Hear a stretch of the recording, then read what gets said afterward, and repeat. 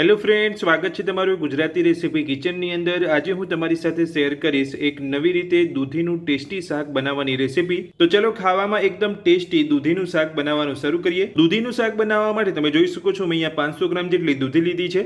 તો સૌથી પહેલા શાક બનાવવા માટે દૂધીની ઉપરની છાલ કાઢી અને આપણે ચોખ્ખા પાણીએ ધોઈ લઈશું। તો દૂધીની ઉપરની છાલ કાઢીને આપણે અહીંયા ચોખ્ખા પાણીએ ધોઈ લીધી છે। તો હવે આપણે દૂધીને કટ કરી લઈશું। તો આ રીતની તમારે મોટી મોટી દૂધીને કટ કરવાની છે। તો આ જ રીતે આપણે દૂધીને કટ કરી લઈશું। દૂધીને આપણે કટ કરી લીધી છે। તો હવે આપણે બધી જ કટ કરેલી દૂધીને એક કુકરની અંદર લઈ લઈશું। કટ કરેલી દૂધી કુકરની અંદર લઈ લીધા પછી હવે આપણે તેની અંદર એક મોટી સાઈઝની અંદર કટ કરેલી ડુંગળી ઉમેરીશું। સાથે જ મોટી સાઈઝની અંદર કટ કરેલા ટામેટા ઉમેરીશું। 2 કટ કરેલા લીલા મરચાં ઉમેરીશું। 5 થી 7 લસણની કળી ઉમેરીશું। સાથે જ નાની અડધી ચમચી હળદર પાવડર ઉમેરીશું। સ્વાદ પ્રમાણે મીઠું ઉમેરીશું। સાથે જ અડધા ગ્લાસ જેટલું પાણી ઉમેરીશું। અને હવે બધું જ કૂક કરવા માટે કુકરનું ઢાંકણ બંધ કરી અને ગેસની મીડિયમ ફ્લેમ પર 2 વિસલ કરી લઈશું। તો 2 વિસલ થઈ અને કુકર આપણું ઠંડુ થઈ ગયું છે। તો હવે આપણે બધું ચેક કરી લઈશું। તો તમે જોઈ શકો છો બધું એકદમ સરસ બફાઈ ગયું છે। તો બધું જ બાફી લીધા પછી હવે આપણે ટામેટાની ઉપરની છાલ કાઢી લઈશું। તો આ રીતે તમારે ટામેટાની ઉપરની છાલ કાઢી લેવાની છે।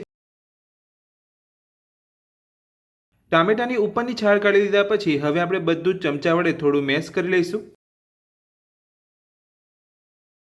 તો આ રીતે તમારે બધું જ થોડું ચમચા વડે મેશ કરી લેવાનું છે। તો બધું આપણે અહીંયા થોડું મેશ કરી લીધું છે। તો તમે જોઈ શકો છો આ રીતનું તમારે મેશ કરવાનું છે, વધારે તમારે મેશ નથી કરવાનું। તો બધું જ થોડું મેશ કરી લીધા પછી હવે આપણે શાકને વઘારી લઈશું। તો શાકને વઘારવા માટે તમે જોઈ શકો છો મેં અહીંયા ગેસ ઉપર એક કઢાઈ રાખી છે। તો કઢાઈની અંદર 2 મોટી ચમચી જેટલું તેલ ગરમ કરીશું। તો તેલ આપણું ગરમ થઈ ગયું છે। તો હવે આપણે તેલની અંદર નાની અડધી ચમચી રાઈ ઉમેરીશું।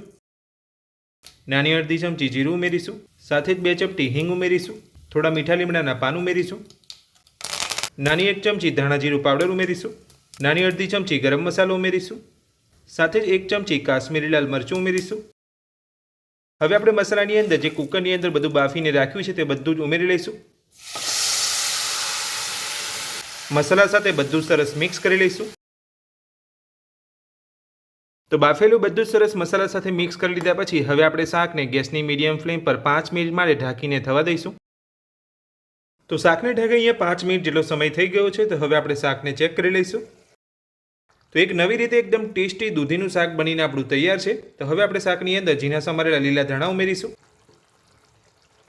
ધાણા ઉમેરીને બધું સરસ મિક્સ કરી લઈશું અને ગેસની ફ્લેમ બંધ કરી દઈશું। તો શાક આપણું બનીને તૈયાર છે। તો હવે આપણે શાકને એક પ્લેટની અંદર સર્વ કરી લઈશું। તો એક નવી રીત સાથે ઇન્સ્ટન્ટ બની જાય તેવું દૂધીનું ટેસ્ટી શાક બનીને આપણું તૈયાર છે। તો આ નવી રીતે દૂધીનું ટેસ્ટી શાક બનાવવાની રેસીપી તમને મારી કેવી લાગી મને કોમેન્ટ બોક્સની અંદર કોમેન્ટ કરીને જરૂરથી જણાવજો। અને મારી આ રીતે આ દૂધીનું શાક ઘરે બનાવવાનું એકવાર જરૂરથી ટ્રાય કરજો। એકદમ ટેસ્ટી શાક બનીને તમારું તૈયાર થશે। આજની રેસીપી પસંદ આવી હોય તો વિડીયોને લાઇક કરજો અને આ જ રીતની નવી રેસીપી મેળવવા માટે ચેનલને સબસ્ક્રાઇબ કરી રાખજો। Thank you.